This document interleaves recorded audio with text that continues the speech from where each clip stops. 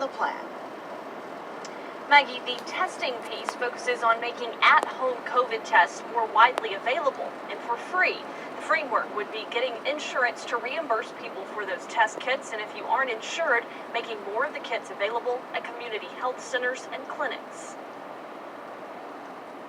Sure, those boxed up testing kits you can take without ever leaving the comfort of your own home are convenient, but we wanted to check in with doctors to find out when they advise you use them. Sort of compare them to things like home pregnancy test or things like that.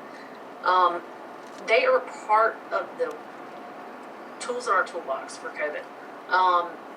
If properly done, properly administered, meaning somebody has to follow the directions and time it correctly, they certainly do play a role. Dr. Lionel Fraser echoed that. Making those tests more readily available will help, but you have to couple education with it. People have to know what to do with their findings. People have to know what to do if they're ill while they're, and that's what prompted them to test. They need to know to isolate and be serious about it. But they also aren't as sensitive as the PCR test you'd have done through a lab, so it may not catch the virus, especially if it's early in the illness. I think it's very important for people to know that even if their test says negative, if they feel sick and they have COVID-like symptoms, please do not ignore that.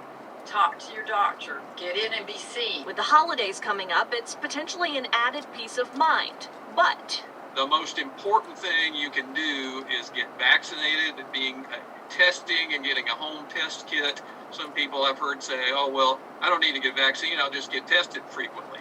That doesn't cover it. You need to be vaccinated, and that's the single most important thing that we can all do to help protect ourselves in the upcoming season.